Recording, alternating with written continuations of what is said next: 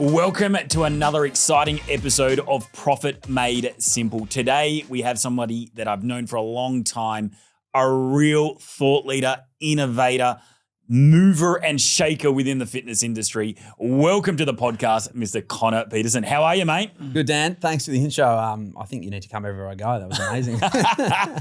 Mate, you and I have known each other a long time, so I'm really excited for today's conversation. But I want to present a scene for you right now. Code 5. A lot of people know the brand. It's synonymous, particularly within the northern beaches of Sydney. You've got 5 epic locations. In your wildest dreams, did you ever think this was possible when you started it? Or has it evolved to something much bigger and greater? Yeah, good question. I think when I first started, naturally the type of person I am, and I played reasonably high-level sport, I was really focused on building something special. But I think for me, that thing that I wanted to build that was special was probably one gym, and I wanted to have one cool car. And that's what I wanted Code 5 to be. Like a branded car people saw around, and that was it. And it was just one big location that helped a lot of people. That was sort of my initial vision for the business. And so in my wildest dreams, I probably didn't think that 5 locations was possible. Bit of a, self-limiting belief.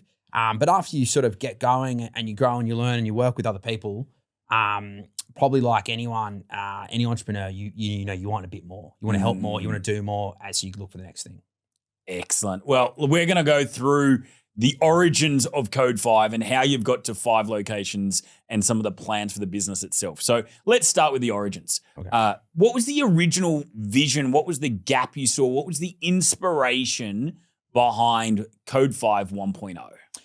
Well, really deep diving into it, Code 5 all started because of a really good friend of mine, one of my best friends, tried to commit suicide. And I was actually traveling around the world at the point in time, and I was, he unsuccessfully, it wasn't a successful suicide. It was an attempt. And I was traveling around the world at the time, and I was shocked, heartbroken, came back to Australia and just worked with him, helped him personally lose weight, work on himself and feel better. And that drive at the time wanted me to get back into the fitness industry. I'd been in and out of it for 4 years and playing football. And it was the change that I needed in my life to feel like I was helping people and giving purpose. So the whole start was just trying to help one person, and then it grew to being a part of a personal training gym community, and then getting really, really scared and going, let's go bigger again and go from 100 square meters to 500 square meters, and then it sort of spirals from there. But it all started from me feeling lost in myself, not knowing what to do, and helping one person and just feeling passionate and feeling really good about that. That's an incredible origin, and it started with one person making a significant impact, and now you've expanded that. How many lives have you helped now?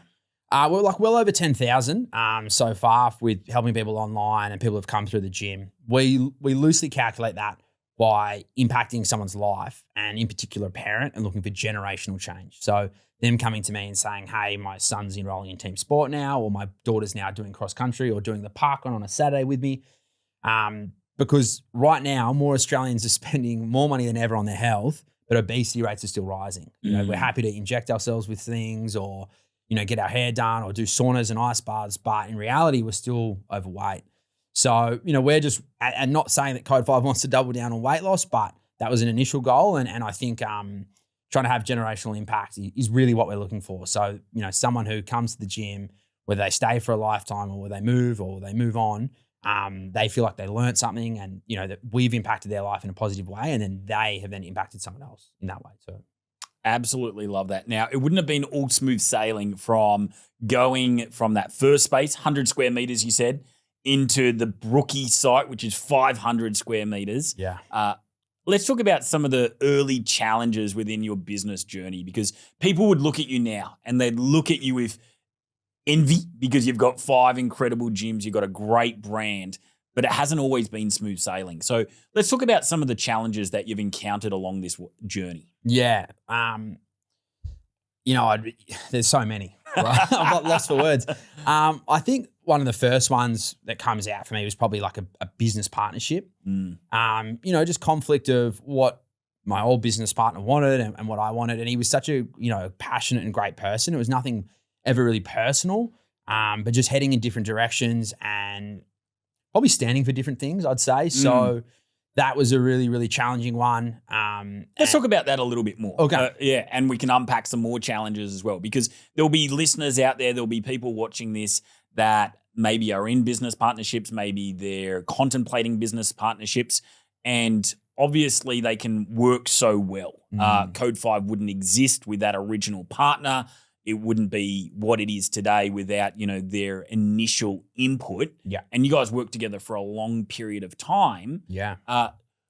You've also got a business partner now in Jack, and that's Yeah. been a really long and fruitful relationship. So what advice can you give to the listeners about business partnerships? When should they consider one?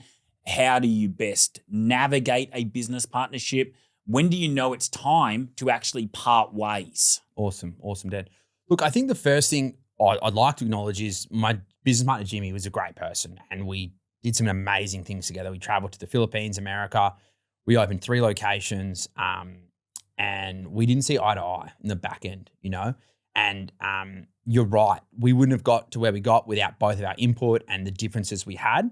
But we got to a point where we couldn't work together. We had, I guess, different life goals. We had a different vision for the business. I probably wanted to be a bit more involved and a bit more creative. And he was probably more looking at how we can grow it financially. So he was probably more advanced in potentially a business sense.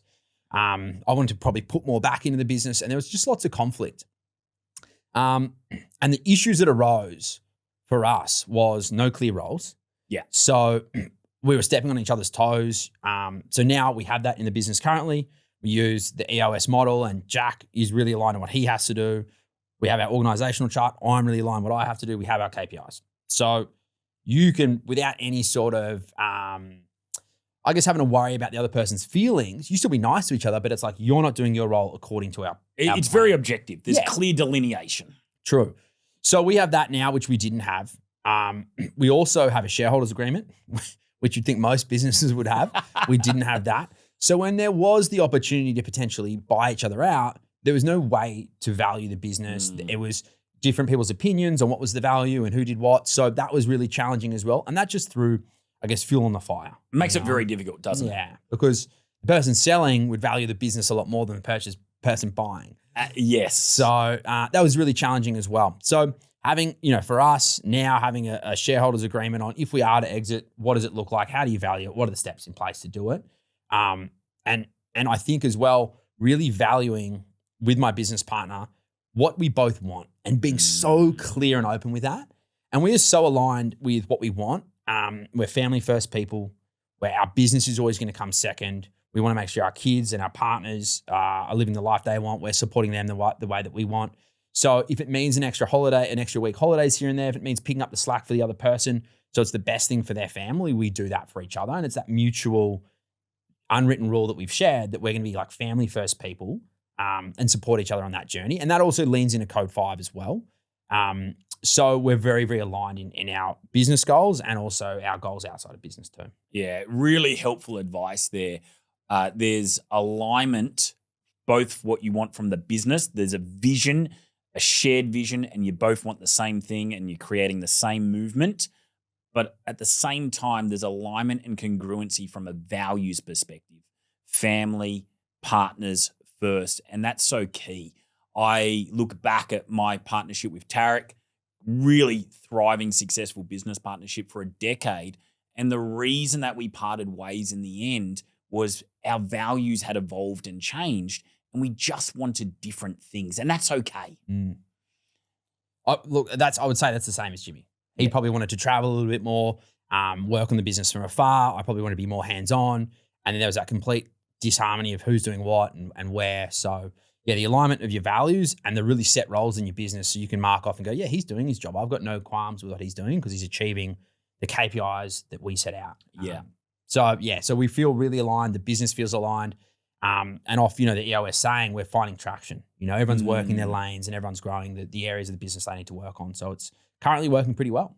Very good. So advice out there, if you are looking at a business partnership, make sure you've got a shareholders agreement. Yeah. Make sure there's very clear definition of roles. Yep. There's projects and KPIs which define whether you're successful in achieving and accomplishing that role itself. And make sure that you're both on the same page when it comes to values. You value the same things, both within and outside of business itself. What advice would you give in terms of when someone should consider having a business partner, and where do they find a great business partner? Some things to consider with, I believe, business partnership first. I am really, really big on alignment for me personally. When staff work at Code 5, we do an Enneagram and understand what personality traits and types they are. And we literally will understand if they're going to be working, if they'll be better working by themselves, or if they like to be more involved in a team. So I would recommend doing that, learning a bit about yourself and learning about your potential business partner. Look, we're in the middle of starting a new business, and we're literally in the dating phase and working through another potential business partner on another venture. And we're having some serious conversations, and the conversations around, honestly, do you have any skeletons in the cupboard? Is there anything that's going to come out later on? Do you have any major debt? Do you have any issues? Straight out, do you have any issues with your partner? Do you see divorce in the future? All these things that a year down the track, if they're like, oh, I need out of the business, or I need to start taking more profit out, or whatever it's going to be. So I think I'm a lot more honest and upfront with what I want out of business partnerships as well. And I'm always really aligned on, before we even start, what is everyone's roles going to be? And are they going to be paid roles? Because you can be in a business and not have a paid role. You can be an advisor and happy to take profit every quarter or whatever it may be. But if I'm going to be the one growing the business, you need to pay me. Or if you're going to be the one growing the business, I want to pay you. And just valuing how that's going to work, and working on commission structures. Just because I own the business, I can still get sales commission. So working on all these sorts of things. So, realistic, what I look for is, do we have aligned values? I actually learn about the person in terms of their Enneagram, so I understand a little bit more about them. Under stress, what they react to, what they do. When they're thriving, how they perform, what they do. They like teamwork. They like to be an individual. And then I make sure the roles are really defined, and I build out before we even start the company, are they okay with paying, and what is it going to be? Because if I'm going to work in the business and take a day off Code 5 to do this other business, I need to be paid my daily rate and make sure they're okay with that. Because otherwise, you're going to let the other business slip, and it's going to slowly fall back, which I have done before. It's how we learn the most is through those previous experiences. And I think one of the big things that underpins your process now is just transparency and putting all the cards on the table and making sure the expectations are clear even before we begin. Yeah, and I think, Dan, I really struggled with this because I like to be liked. So I don't want any friction, but if you don't start talking about it early on, then 6 months later, they're like, hang on, why are you invoicing me for your time? Yeah. Like, I thought that would be okay. It's like, you've got to be really clear, really upfront. Might as well not have the relationship at all if you know it's not going to work in the future. So that's something I struggle with personally, is making sure, I like to be liked, and I still struggle with it today. So it's making sure that, when you feel that anxiety of that difficult conversation, just having it anyway. And then also, actually, this is another lesson, just documenting it clearly in an email. We spoke about this. This is going to occur at this point. Whether it's in a shareholders agreement or not, if you clearly document to the person, this is what we're going to do, this is the plan, this is the pay rate at this time, reply yes that you understand, that's good enough to go back and go, Dan, you read the email, you said yes, it's now April, you owe me 12 grand, whatever it is, or the business owes me the money. So yeah, being really clear and documenting it as well, which we all know is important. Yeah, I really like the fact that you know yourself and that you've identified that you like to be liked, similar to myself. Yet you've gotten better at having these conversations. Is there any tips that you can give to our listeners on how you have gotten better at them? Yeah. I mean, I personally worked with a guy named David Nixon, a great guy. He's in the industry as well. He owns a gym in Canberra, and I probably worked with him for a year one-on-one, just around every month catching up around difficult situations, what's going on in my life, and offering another perspective. And then just honestly learning a lot more about the Enneagram as well. So if I'm performing well, where are my strengths? If I'm not performing well, how do I behave? And then you sort of start to catch yourself. You're skipping gym sessions. You're not as social. You're not wanting you might want to skip a meeting. You might start eating unhealthy food. All these things creep into it, and you can catch yourself and be like, wow, I'm really falling into the negative mindset and where I'm not going to perform well. So just having someone support me through that process. Dave Nixon was great. And then working with Craig Ballantyne as well for a year. Just straight shooters that are just are you living up to, how you want to behave? Are you living up to the values that you respect? And you're like, probably not. I need to start upping my standards. And after a few years of hard truths, I started to see some improvement in that area. Yeah, super helpful. Yeah. I want to ask you about any other challenges that you had, significant ones, obviously navigating a business partnership, huge, and some really helpful advice for everyone out there. Was there any other significant challenges that you encountered in the initial stages of building Code 5? Yeah, I mean, there was obviously plenty. I think the ones that came to mind was the business partnership, but the other one, a really big one for me, was potentially just managing money and understanding how money works and cash flow and how you can grow your business, and still take some profit. I think I was so invested in growth that for a few years there, we were growing and adding members. I was employing more staff. I was trying to buy new equipment, and you'd look at the end of the quarter and there'd be no profit left. There was times we delayed rent, and we had a gym of 300 members doing a pretty big revenue, in one location at one point, and we were barely taking any profit. We were not focused on being able to, and as a business owner, if you can take profit, you can expand and you can hit your vision, you can help more people. So it's really important, to actually take profit so you can help more people and grow and do the things you want to do. So I really struggled with managing money. And it took me probably 2 years to get financial help, an accountant, and just go, we're doing quarterly meetings. Let's work out, where we're spending in certain areas and reduce the spend, and actually manage how much it costs to acquire a member and how much it costs to lose a member. So for the first 2 or 3 years, although we grew quite rapidly, there was literally barely any profit taken. And it was almost just passion that got us over the line. We worked a lot. We loved being there, and we're really passionate. We like spending a lot on marketing, but when I look back at it now, I'm like, wow, we could have managed that situation a lot better, opened more locations, grown a lot faster. If we actually managed our money, better. So the limitation there was your financial literacy as a skill, was that right? Yeah, and also just not getting help, trying to do it yourself and understand that, I'm 24, 25. I studied journalism at university, and I played football, and I failed maths. So it's and I like spending money. So it really didn't quite the combination. Yeah. So it really didn't add, but in saying that as well, it's like you said earlier, it did build the brand. We would go and throw a party for 200. We might have 300 members. 200 would show up at one of our challenge parties or a Christmas party. And I just put $3,000 over the bar, near the end of the night, and it got everyone going, and it built this crazy community. But I definitely wasn't frugal, and I definitely wasn't strategic with my purchases. We might buy a lat pull down, and we turned into a group training facility. Why do I want a lat pull down? For the 3 PTs and me to use. Just little things that, didn't make sense. So now if I'm spending money on the business, I've got to make sure I understand what's the return on that spend. If I'm bringing a member in the gym, I'm working out how much does it cost to bring that member in. All these sorts of things. I'm analyzing the numbers a lot closer, and that was built out with an accountant. And that was built out, with other people in the industry that helped me. Yeah, I think what's really key there is you identified the need to surround yourself with specialists to help you in this space. So you've got this great support team. How did you go and find that support team? I was actually at BNI, I think, at the time. And then I just linked up with the accountant there and all just worked out what I needed to do. In terms of understanding, getting help with tax, BAS, all those sorts of things, which, I should have outsourced from the start. And then I would say, I think just networking in the fitness industry, understanding and going to events and talking to different people. Obviously outsourcing some things that we weren't strong on. We were really strong on, I would say, internal systems, but myself and Jimmy weren't the most technical trainers. So getting you on board, getting Tarek on board early on, just to take that out of our hands and say, all right, every month we're going to do a session with Dan, and we're going to be running through kettlebells, dumbbells, barbell work, and different things. So we had the trainers up to really good ability.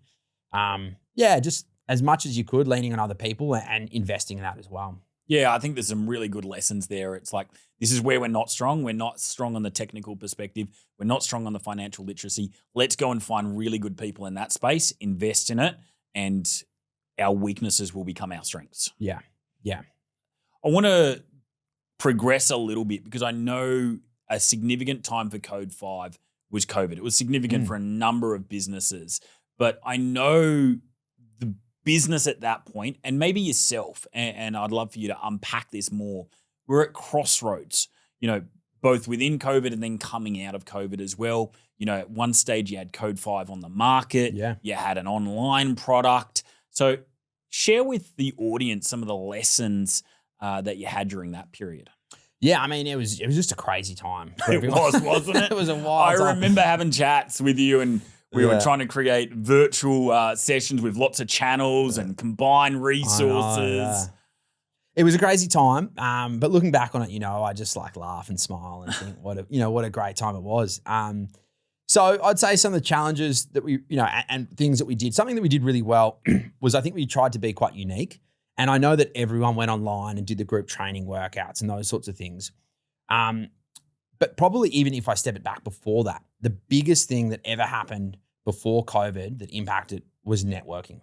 And if I can take anything away, it's like network like a maniac, be a unique, genuine person though, and meet people and care for people and show interest and text them and touch base, because meeting you and you encouraging me to go to America spiraled to let me meet 10 other fitness entrepreneurs. So then I could see COVID unraveling in America and their personal insights onto what's happening. And then one of them reaching out to me, and we had built a pretty good friendship, Mark Fisher. And he literally hit me up and was like, mate, I know you're in Australia. Let's chat. And he gave up his time. It was like an hour. And he was like, this is what we did well. This is what we didn't do well. And it really prepared me. That was probably like February, just before we shut down in like March, April. That's massive, just to be ahead of it, to have someone that had already experienced it that little bit earlier to prepare you. Yeah. That would have changed the whole trajectory of the business at that point in time. Yeah. And literally like at that point I'd gone on, you know, we obviously had our the EA or the VA work on our back-end system. They started having PDFs, clickable links, and set up all our Zoom calls, just basic stuff. But we marketed it right away. The comms was like, hey, we're shut down. Your membership stay the same. If you can't pay, you can be free. If you've lost your job, you're free. We're here to support everyone. It was like a one-in all together. So I think people felt like really united, and I felt like we were organized. It was like dialed in. It was like, we're shut down. If you lost your job, you're free. If you haven't, we'd love for you to continue to pay, because that's how we're going to pay our staff so they don't lose their job. And we had like probably 75% of the members just like keep paying. We had some reach out and be like, you know, I'm a school, I don't even know what bartenders, those sorts of jobs. Yep. You know, I can't afford it. We're like, mate, you're free.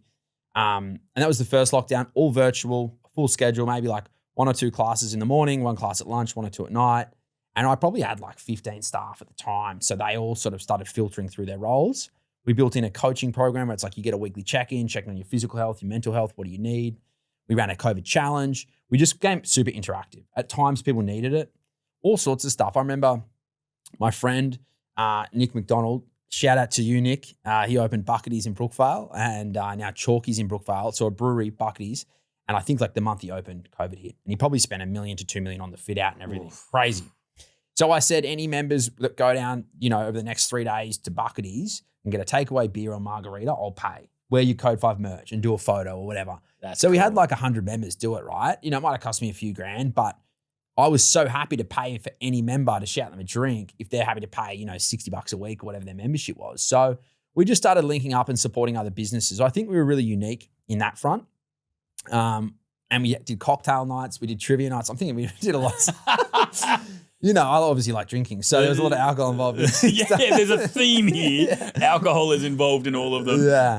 But there's a couple of key lessons there that I want to unpack. Number one is just the value of networking, right? Yeah, seriously. Just absolutely massive. And I remember our trip to the US together. It was a lot of fun. And I'm glad that was the catalyst for you to meet people like Mark Fisher, because you just never know where those relationships are going to go. And I've been a huge advocate of it. It's why we've had so many phenomenal guests on this podcast.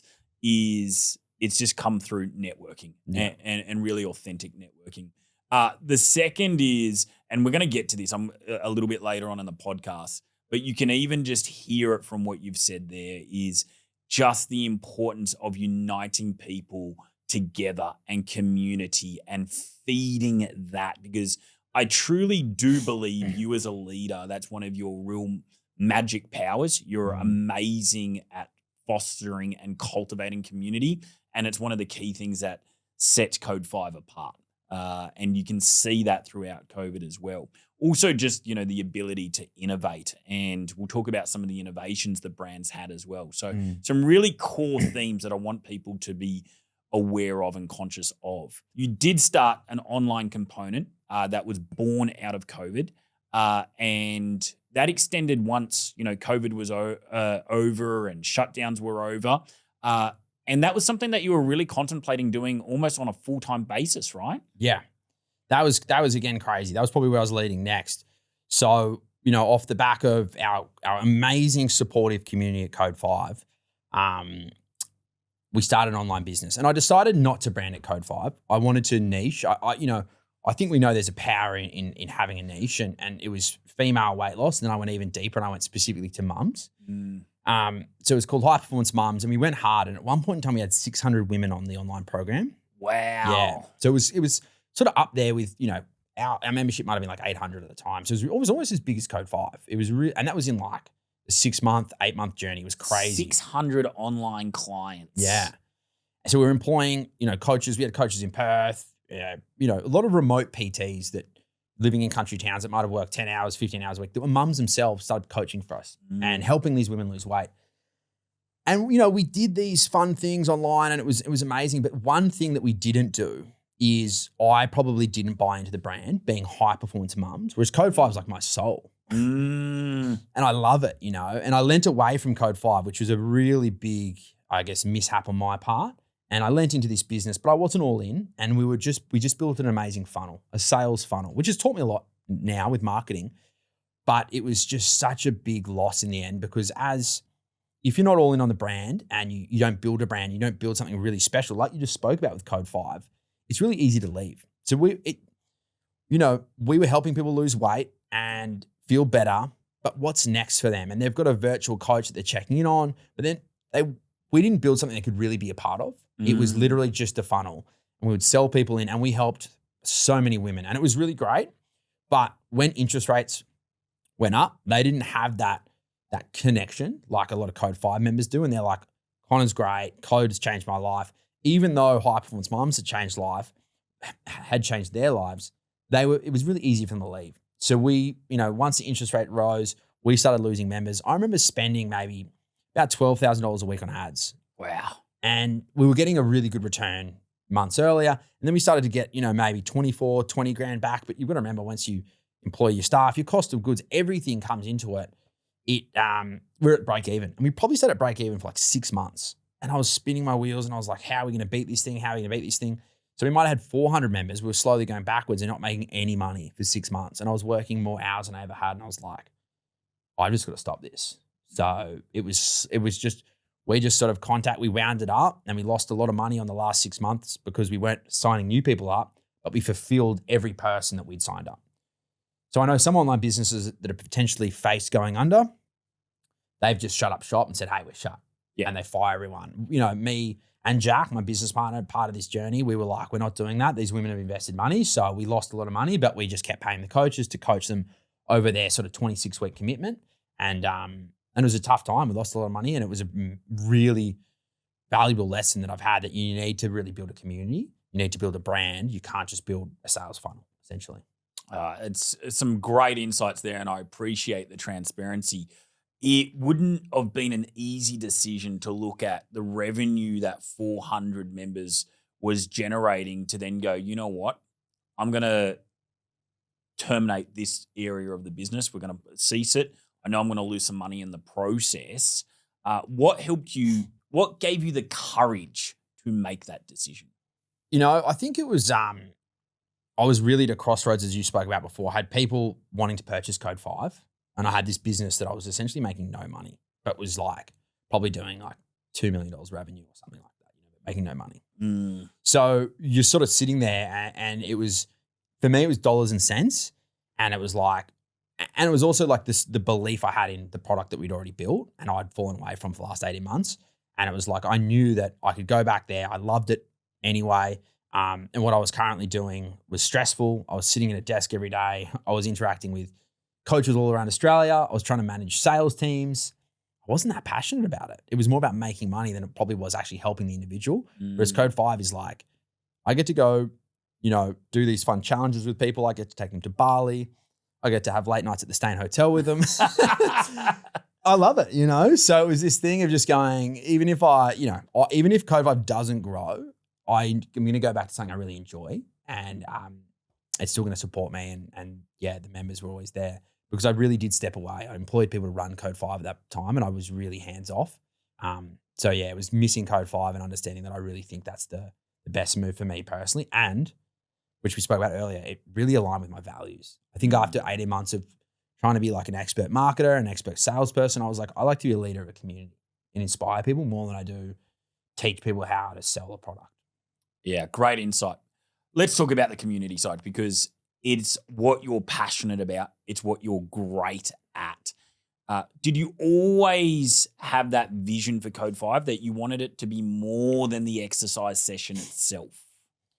Yeah, I did. I think right at the start, I just wanted it to be a place that people would feel safe. People would want to hang out at. It was going to be a really social place. It's interesting. I think, in my eyes, a business is often an extension of the owner, of the individual. Absolutely. And, I was that person in high school that would like literally organize my friends to WAG to go surfing or like organize the party when the parents were away. Like I was the organizer. I was the guy getting people together. So I think once you start a business and you're excited about something, you're like, what can we do that the members will like? What will be like something that people don't do? What's a crazy challenge we can run? Or, we were taking people between the age of 15 and 70 and going at 6 a.m., the sun was rising at Palm Beach and getting the Sandhill Warrior who trained Kelly Slater, Lane Beachley to take us on 3-hour sessions with people that were really overweight and they hadn't trained that much and they did it and they thought, I cannot believe I did that. But these were the crazy ideas that we came up with that just, really impacted the business because then that 6-year-old person posts a photo and tells their friends and they're like, I trained for 3 hours with, a coach who coaches Olympians, world-class athletes, the best surfer in the world, Kelly Slater, all this stuff. So yeah, these crazy ideas obviously help build a community. A lot of business owners out there would be going, oh, we do community and we do community well. And I'm not debating that, but what I do see with you is that you really make it an integral part of the journey itself. So how much of that is by design? How, are you sitting down there mapping out every event? Is it a natural byproduct of the community itself? How have you got it to this point? Yeah, look, that's a really good question. I think at the start, it obviously wasn't by design at all. It was just like excitement and I had so much time on my hands, So I wanted just to get around everyone. Every weekend there was something going on. And now, with the 5 locations, so like once a month, we'll do what we call a sweat and sip. So people come in on a Friday night, we encourage them to have an alcoholic drink or a non-alcoholic drink and talk and get to know each other and interact. Generally, the coaches will ask questions or introduce people. We like to have an event once a quarter. So something big at Code 5 is happening every 12 weeks. So we can be like, Dan, do the event coming up, mate. You want to do the High Rocks, come do our one. Or why don't you join the 12-week challenge or whatever it is. And that obviously helps with our retention because they're involved and they're setting goals for those things. And we've really checklisted if people are getting involved in events as well. So we really monitor if they're booking in and we just run a report in our back-end system, what events people are being involved in. And you can really tell if people aren't leaning into events and things we're doing or taking part, they're a lot more likely to drop off the back end and potentially quit. So we will make sure everyone gets an email, obviously. Everyone gets a text message. Everyone gets a prompt in their app. And then we message the coaches within the gym to say, hey, there's about 40 members or 50 members that haven't been training recently, haven't done an event. You need to personally contact them. Hey, Dan, haven't been training much lately. Why don't you come opt in, sweat and sit this Friday? Even that alone, if you're busy or you're always working late, fuck, that was nice. Kind of reached out and text, So there's a lot of it that's just because I love it. And then there is some system stuff, which is in there to help with retention. It's also in there to make that person who's potentially uncomfortable, a bit nervous, become more a part of the community because they might need the invite to come because they don't have the guts, the confidence to go in and do the sweat and sip session, So getting that text going, oh, okay, I'll come, then they'll eventually come and get involved. So yeah. Yeah. So it's a value, it's a passion, and now you've got some really good systems to support that as well. Yeah. We talked about now doing it across multiple locations. So going from one location, and then you guys had 3 locations for a long period of time. Now you're up to 5 locations. Yeah. It's not always easy to scale from 1 to 3, 3 to 5. What has had to shift or change for you on a couple of fronts? Number 1, mindset. Number 2, your leadership. And then number 3, from a systems perspective. First one, like mindset. I think after the online period and essentially failing, I was really sheepish. I sort of was self-doubting a lot of things and didn't think it was possible. And just talking to someone like my cousin, who's an amazing business person, he runs Better Rehab, which is like, rehabilitation. And he's got a really big business. And he was just asking questions like, why not? Why isn't it possible? You know, you look at the craziest entrepreneurs in the world that have multiple businesses that are all doing, over 100 million rev and plus and plus and plus, and they make it work. So it was a really big shift of that it is possible and I need to change my beliefs. And we had a system for 3 that ran so well. Why can't you do 5? And I was like, I can definitely do it. I just need to do it. So you had to get out of your own head. Yeah. I was really sort of like, this is it. I'm stuck here. This will be me now. If I'm going to do something else, it's a different business. Yeah, wow. So that is a very significant shift at that point. Yeah. And so, I've always seen you as a super confident guy, someone that backs himself, but there was that doubt you had gotten your own way as a byproduct of the online experience, and you needed to obviously work through that. Yeah, just chatting to people and sort of just, actually I'm part of EO, Entrepreneurs Organization. That's an amazing program. We do a forum every month where you sit in with entrepreneurs, and that was a big catalyst for it as well.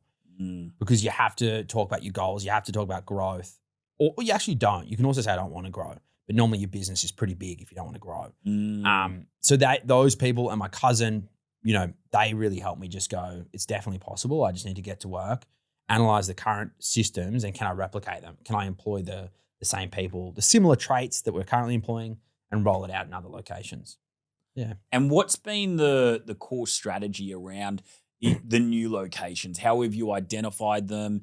How have you created leaders within them? How have you done this? So, we go into a site and we've actually purchased 2 gyms that weren't necessarily flourishing and just rebrand them to Code 5. Yeah, okay. And that's, I think, the current strategy that we're going to try and continue, or talk to potential business owners that might want to stay in their business, but they might be struggling and they need support. They might want an equity shareholder. They might want a business partner that we could potentially work with. So there's that strategy of trying to find a location that we feel like is a big opportunity. Whether there's not much competition in the area, whether they've got an amazing community already, they just haven't systemized the culture piece. They haven't systemized the reward system. They haven't systemized even the session quality. Is the session good? Because there's 2 other gyms up the road where the coaches really care. So they're going to shop at all 3 and go to the one that they like the most. So we found that. We're looking for locations. We're looking for current gyms that are either potentially shut or floundering a little bit. And then we want to move in. Obviously, if they've shut, there's DA there. It's an easy transition moving in, those nice sorts and of quick. things. Yeah.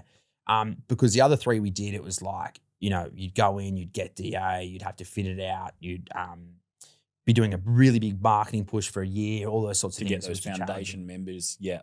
It's a really smart strategy right now. So you're looking at existing locations, purchasing those, maybe the owner's feeling burnt out. Maybe they're not making as much money as they possibly could. It allows you to get in there in a location that has a DA. It also allows you to maybe have access to some goodwill, some clientele, as well as maybe some coaches. But you're also looking at people who have been doing this for a long time on their own, and they know the business is not where it possibly could be, but they need some more help. Yeah. And so the help for you comes on a number of fronts. It's the experience, it's the skill set, it's the systems, it's the people. Yeah, I think it's like you see a lot of amazing coaches and they might coach like 2 or 3 mornings and 1 afternoon and they own the business. And they're like the reason the business has 100 members, but they're not good at marketing. They're potentially not good at selling. They might not even manage the finances very well. It sounds like a lot like me back in the day. Passionate guy. So it's coming in and supporting that person. And if they want to be a part of the business still, me and Jack would be open to that.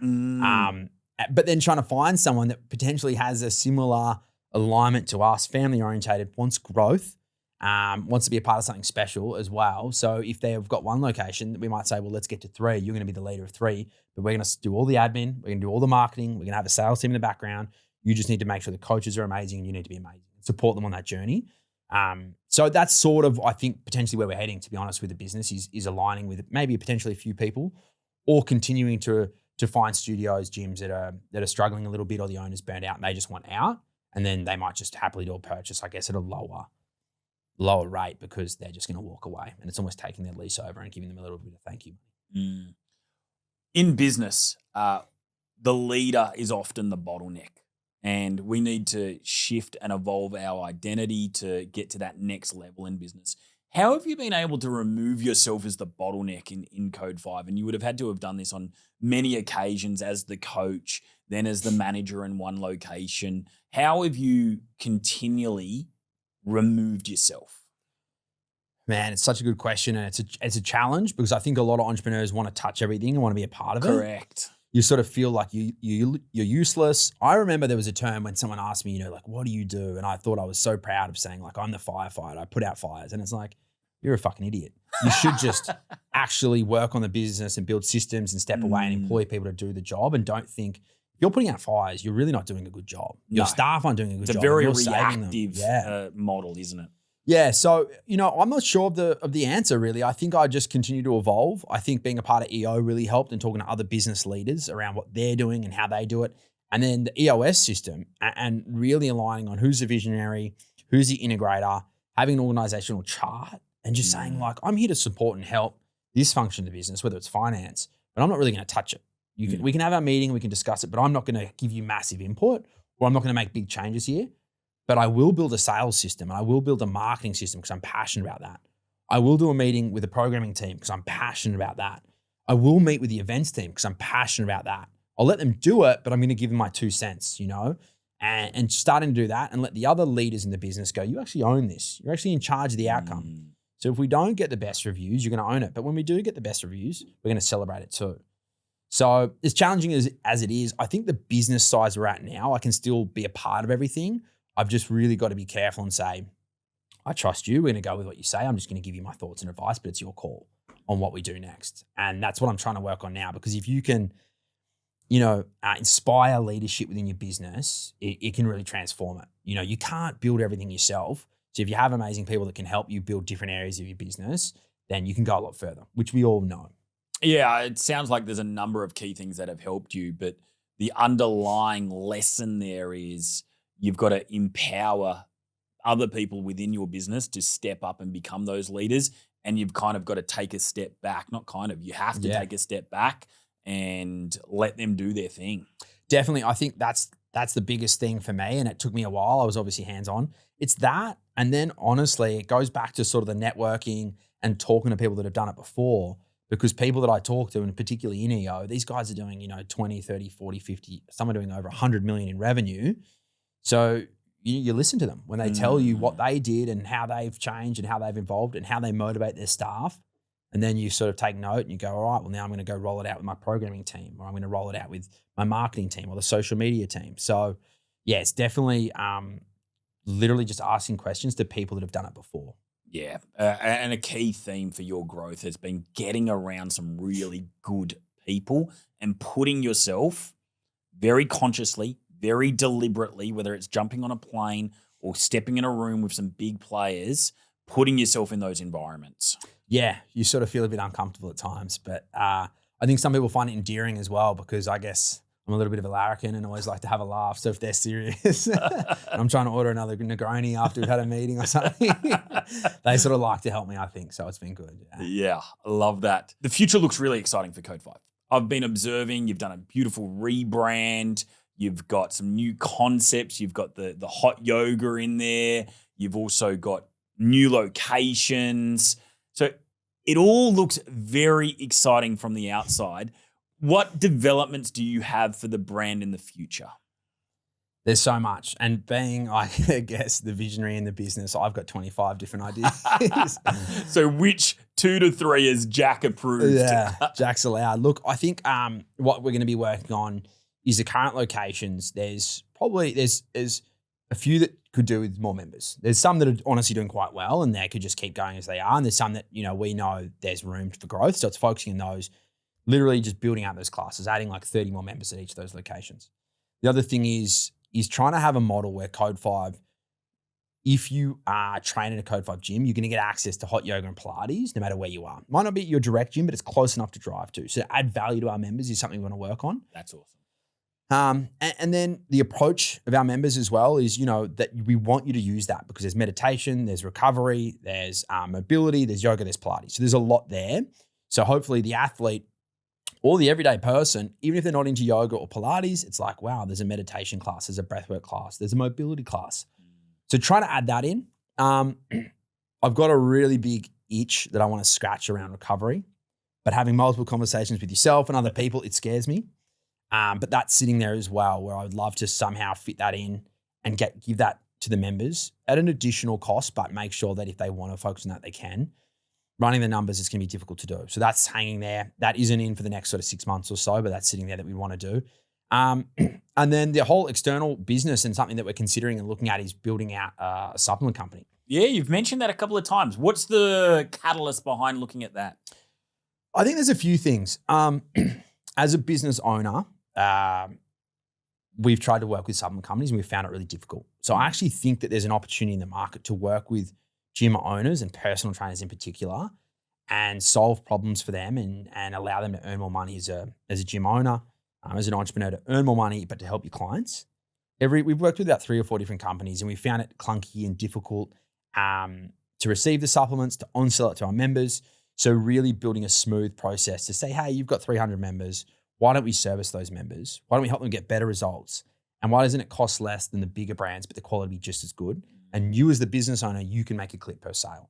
So that's something that I'm really interested in. And it'll be a project and something I'm excited about. I've got to remember I can't steer away from Code 5 because I've done that before. Keep the main thing. Yeah. So but it's also one of those things I thought, if you're really happy and passionate about something and you want to give it a go, you only live once, you might as well just give it a go, you know? So I'm sort of juggling that thing of like, don't chase the shiny object, but I'm also like, I'm passionate about this, that I want to try it. And I think that it will succeed. So I've got to scratch that itch. Yeah, I really do. So that's sitting there. That was one part of it. And then the other part of it was, the theme around community and making people feel good at Code 5 and just helping people. I think I want to deliver, if we do develop this product, I want to deliver it in a way that helps people. And Sam Stanford, who works for us and he's a part of our community, he's a disabled athlete training for the Paralympics. He's an amazing guy. Amazing guy. Yeah. I remember Sam way back in the day when I used to take the sessions there. Yeah. So he's been with us for like 10 years. Since 9 years, almost 10 years now. And he's just such a great person. And I think we're looking to bridge the gap between disability and ability and trying to, if we build out this business, trying to say, $1 of every product sold goes to this fund and working in a way that we can pick select athletes in different areas that are disabled and help them get to where they want to go. Because when I talk to someone like Sam, he pays for everything. And he's like, I think he's number 3 in Australia in his kayaking division, but they only take, he might be even number 2, but they only take number 1 to the Olympics. So he's missing out in the Olympics as an example. So it's just ways to help Sam fund buying a new kayak, getting the expert coaching, potentially if he does make the Olympics, where are we going to pay for his flights to go over there? So it's finding athletes and helping them and building a fund in the background of the business. So if you purchase the supplement, you know that at least $1 of that purchase of each product sold will be going to help someone that we feel is disadvantaged, but is also an athlete in Australia. What I love about the supplement company is there is multiple whys within that business itself. I see a significant gap in the industry that I can resolve, but then I also see a gap in the broader population with disabled athletes and the support that they need as well. Connor, I've absolutely loved this conversation and no doubt our audience has as well. But before we let you go, there's one question that we like to ask all of our guests, and that is, what is the one piece of advice, the best piece of advice you have ever been given or received? I think there's sort of 2, and I don't know if they're advice. It's just things that I've sort of picked up along the way and I've sort of learned and I've valued. So one would be joining groups of people like EO, and you're going to meet people that are doing bigger numbers than you, that are managing more staff than you, that are running different businesses. So just going in rooms where you don't necessarily feel like you're the biggest fish and you're going to learn off them and you might feel uncomfortable. That was one which I've sort of adopted and I love. And you can get nervous, but I think it helps the individual grow. Absolutely. It's absolutely paramount that you do so. And I know I've chased rooms all around the world to have that uncomfortable feeling, because you end up having conversations with people at different levels and they just shake you out of potential complacency and they open up a world that you don't know yet. Love Totally. that you've shared that. Yeah, totally. And you've been instrumental because you told me to go to America. And then the other one I'd say is the Simon Sinek TED Talk, Start With Why. I think anyone that's, starting a business, looking into that and just watching it and considering it. And I think it's just really powerful because, for two reasons. It'll help the potential client understand more about your business and want to be a part of it. And then I think you owning the business or being a part of it, it gives you, a really reason to succeed and to push and keep going. I don't think ever money's enough. I think there's got to be, for you, the real drive of why you want to do it. Great pieces of advice there, Connor. Thank you so much for sharing. Connor, there's going to be people that want to connect with you. They want to learn more about you. They want to learn more about Code 5. How can they best do so? You can find me, Connor Petterson. That's my Instagram handle. You can jump on there and you can also shoot me an email, connor@code5.com.au. If anyone's interested in talking about supplements, if anyone, honestly, if you want to talk about how your business is going and just, I'm open to any chats. If you want advice or help, or if you just want to talk about, any partnership or anything, I'm open to anything there. And Code 5, find us on Instagram, Code 5 Fitness. Fantastic. I really appreciate you, mate. It's been an absolute joy to be part of your journey in just a small way over the last decade. I loved what you've done, and it's exciting to see all these new projects on the horizon as well. Thanks, Dan. It's been amazing, mate. Your friendship, mentorship, everything, just being able to reach out and give you a call, I really appreciate it as well, brother. Thank you. Guys, thank you. Thank you for watching. Thank you for listening. If you got value, I love that conversation and got so much from it. If you did as well, you know what to do. You need to like us, you need to share us, you need to subscribe so more people can hear conversations like this. Thank you so much for listening. Thank you so much for watching.